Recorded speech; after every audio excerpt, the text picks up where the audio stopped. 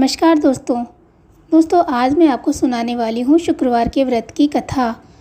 तो शुक्रवार का व्रत संतोषी माता के लिए किया जाता है और उसकी विधि इस प्रकार है। कथा सुनने और कथा कहने वाले के हाथ में गुड़ और चना होना चाहिए। सुनने वाला जय संतोषी माँ इस प्रकार जय जयकार करता जाए।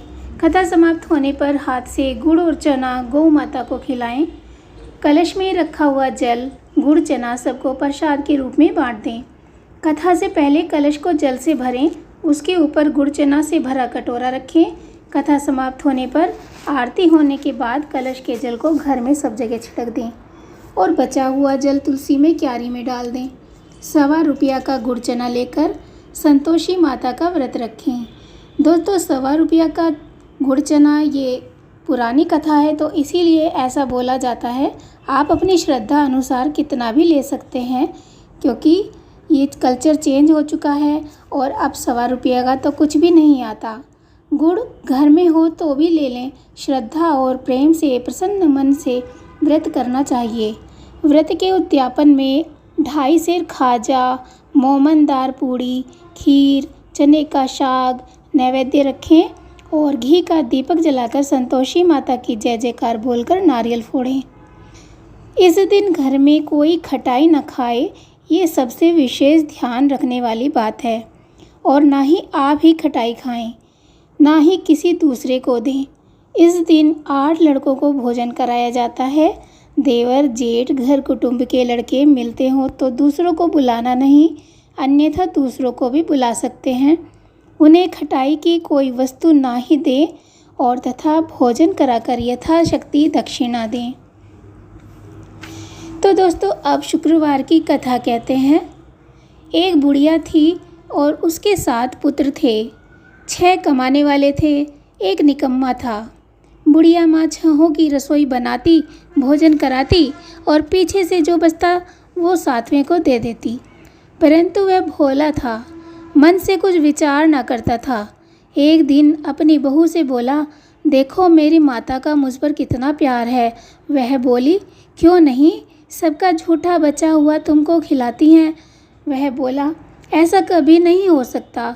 मैं जब तक अपनी आँखों से ना देख लूँ मान नहीं सकता।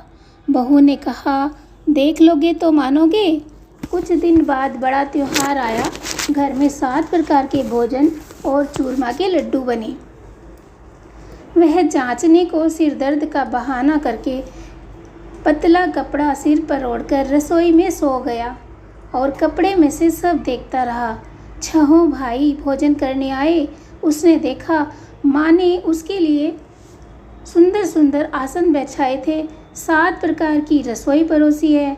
वह आग्रह कर उन्हें जिमाती है। वह देखता रहा। जब भाई भोजन करके उठे तब झूठी थालियों में से लड्डुओं के टुकड़ों को उठाया और एक लड्डू बनाया।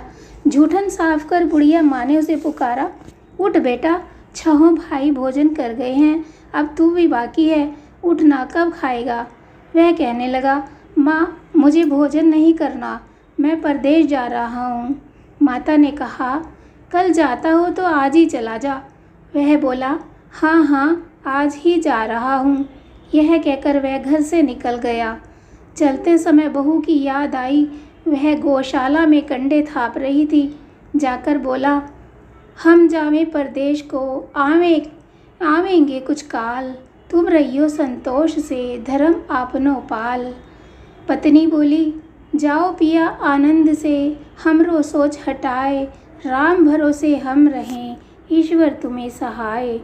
देवो निशानी अपनी, देख धरु में धीर, सुधी हमरी ना बिसारियो, राखियो मन गंभीर। वह बोला, मेरे पास तो कुछ है ही नहीं, यह अंगूठी है सो ले लो और अपनी कुछ निशानी मुझे दे दो। वह बोली, मेरे पास क्या है, यह गोबर भरा हाथ है। यह कहकर उसकी पीठ में गोबर के हाथ की थाप मार दी। वह चल दिया। चलते चलते दूर देश में पहुंचा। वहाँ एक साहूकार की दुकान थी। वहीं जाकर कहने लगा, भाई मुझे नौकरी पर रख लो। साहूकार को भी ज़रूरत थी। बोला, रह जा। लड़के ने पूछा, तनख्वाह क्या दोगे। साहूकार ने कहा, काम देखकर दाम मिलेंगे। साहूकार की नौकरी मिली। वह सवेरे 7 बजे से रात तक नौकरी करने लगा। कुछ दिनों में दुकान का सारा लेन देन का हिसाब, ग्राहकों को माल बेचना, सारा काम करने लगा। साहूकार के 7-8 नौकर थे। सब चक्कर खाने लगे कि यह तो बहुत होशियार बन गया। सेठ ने भी काम देखा और 3 महीने में उसे आधे मुनाफे का साझीदार बना लिया और 12 वर्ष में वह नामी सेठ बन गया और साहूकार सारा कारोबार उसके ऊपर छोड़कर बाहर चला गया। अब बहू पर क्या बीती सुनो। सास ससुर उसे दुख देने लगे। सारी गृहस्थी का काम करा के उसे लकड़ी लेने जंगल में भेजते और घर की रोटियों के आटे के भूसे से जो भूसी निकलती उसकी रोटी बनाकर रख दी जाती और फूटे नारियल की नरेली में पानी। इस तरह दिन बीतने लगे। एक दिन वह लकड़ी लेने जा रही थी। रास्ते में बहुत सी स्त्रियां संतोषी माता का व्रत करती दिखाई दी। वह वहीं खड़ी होकर कथा सुनकर बोली, बहनों, तुम किस देवता का व्रत करती हो और इसके करने से क्या फल मिलता है? इस व्रत के करने की क्या विधि है? यदि तुम अपने इस व्रत का विधान मुझे समझाकर कहोगी तो मैं तुम्हारा बड़ा एहसान मानूंगी। तब उनमें से एक स्त्री बोली, सुनो, यह संतोषी माता का व्रत है। इसके करने से निर्धनता, दरिद्रता का नाश होता है, लक्ष्मी आती है, मन की चिंताएं दूर होती हैं और घर में सुख आने से मन को प्रसन्नता और शांति मिलती है। यह सुनकर बहू चल दी। रास्ते में लकड़ी की बोझ को बेच दिया और उन पैसों से गुड़ चना ले माता के व्रत की तैयारी कर आगे चली और सामने मंदिर देख पूछने लगी, यह मंदिर किसका है? लोग कहने लगे, संतोषी माता का मंदिर है। यह सुन माता के मंदिर में जा माता के चरणों में लौटने लगी। दीन हो विनती करने लगी, माँ, मैं निपट मूर्ख हूँ, व्रत के नियम कुछ नहीं जानती, मैं बहुत दुखी हूँ। हे माँ, जगत जननी, मेरा दुख दूर करो, मैं तेरी शरण में हूँ। माता को दया आ गई। एक शुक्रवार बीता कि दूसरे शुक्रवार को ही उसके पति का पत्र आया और तीसरे को उसका भेजा हुआ पैसा भी आ गया। यह देख जेठानी मुंह सिकोड़ने लगी। इतने दिनों में इतना पैसा आया, इसमें क्या बड़ाई है? लड़के ताना देने लगे। काकी के पास अब पत्र आने लगे, रुपया आने लगा। अब तो काकी की खातिर बढ़ेगी। अब तो काकी बुलाने से भी नहीं बोलेगी। वह बेचारी सरलता से कहती, भैया, पत्र आवे, रुपया आवे तो हम सब के लिए अच्छा है।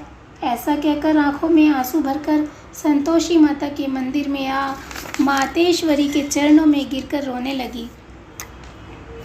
माँ, मैंने तुमसे पैसा नहीं मांगा, मुझे पैसे से क्या काम है?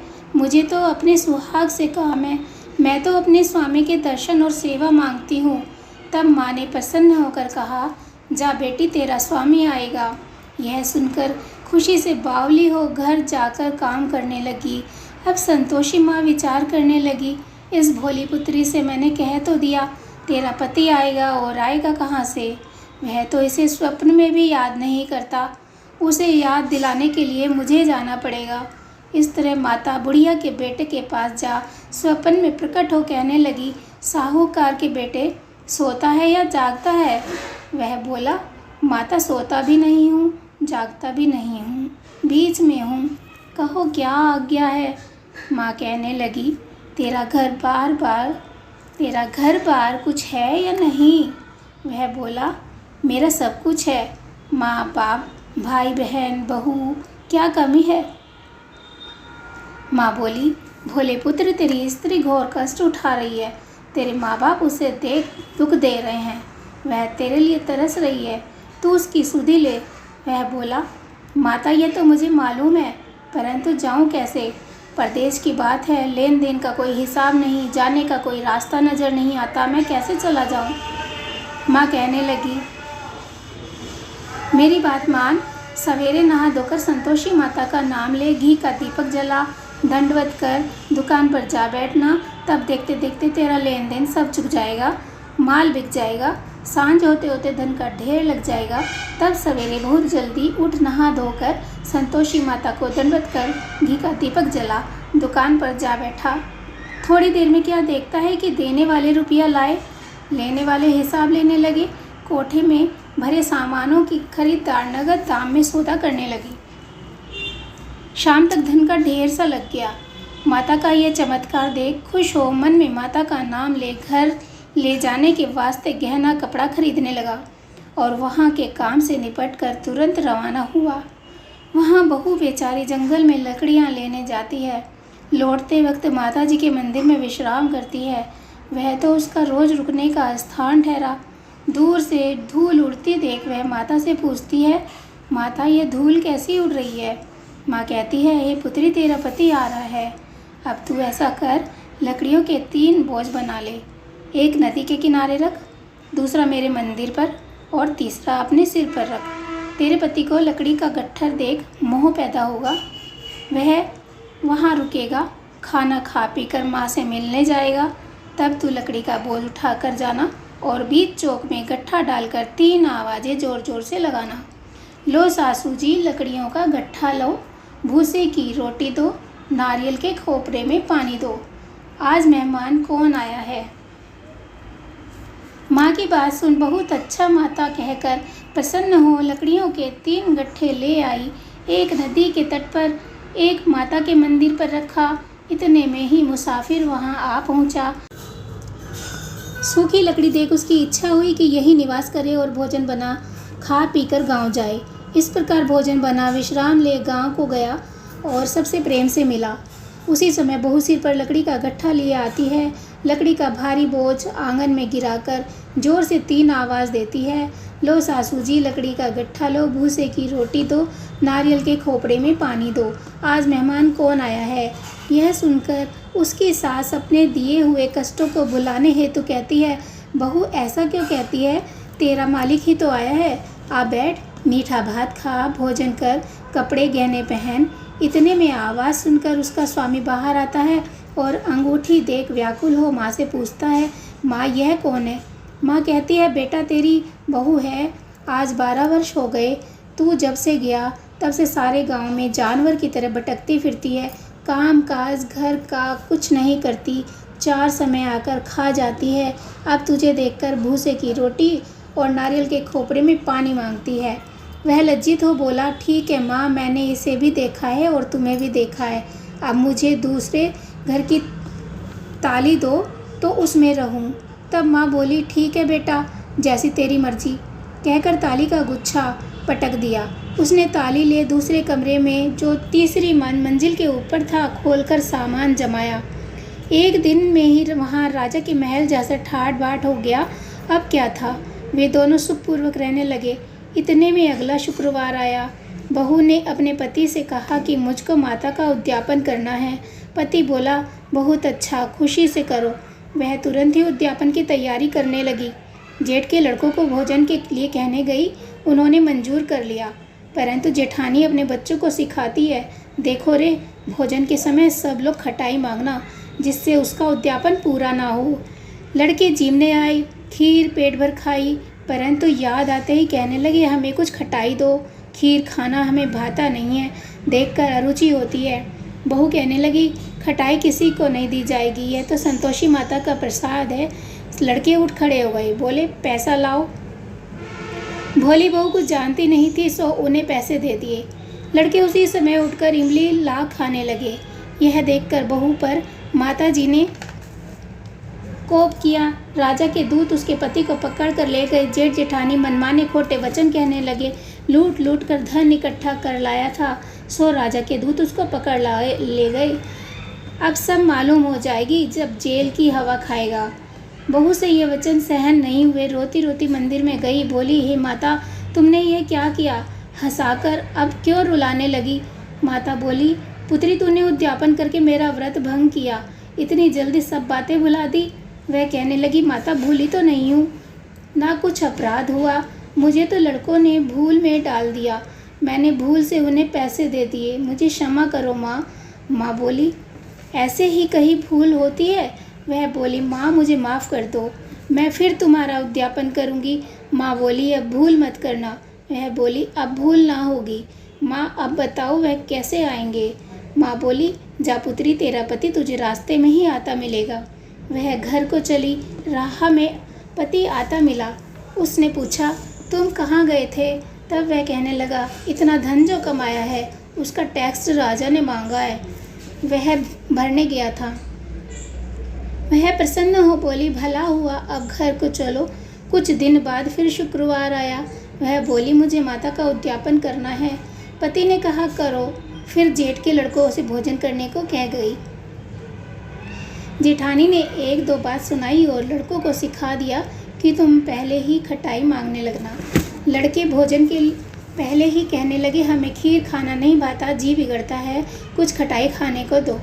वह बोली, खटाई खाने को नहीं मिलेगी, खाना हो तो खाओ। वह ब्राह्मण के लड़कों को बुलाकर भोजन कराने लगी। यथाशक्ति दक्षिणा की जगह एक एक फल उन्हें दिया। इसमें संतोषी माता प्रसन्न हुई। माता की कृपा होते ही 9वें मास उनको चंद्रमा के समान सुंदर पुत्र प्राप्त हुआ। पुत्र को लेकर प्रतिदिन बहू माता जी के मंदिर में जाने लगी।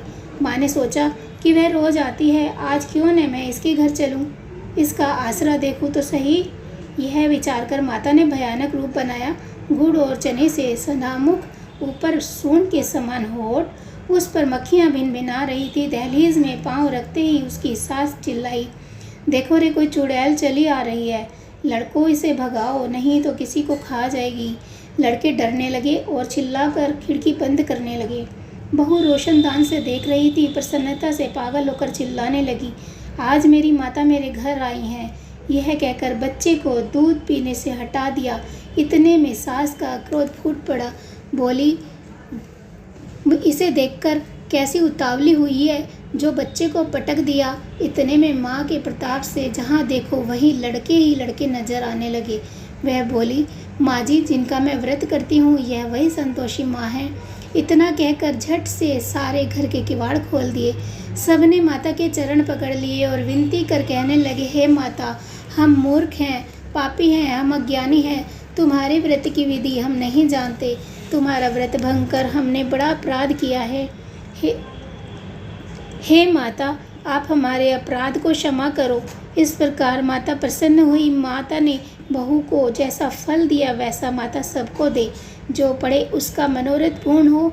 बोलो संतोषी माता की जय।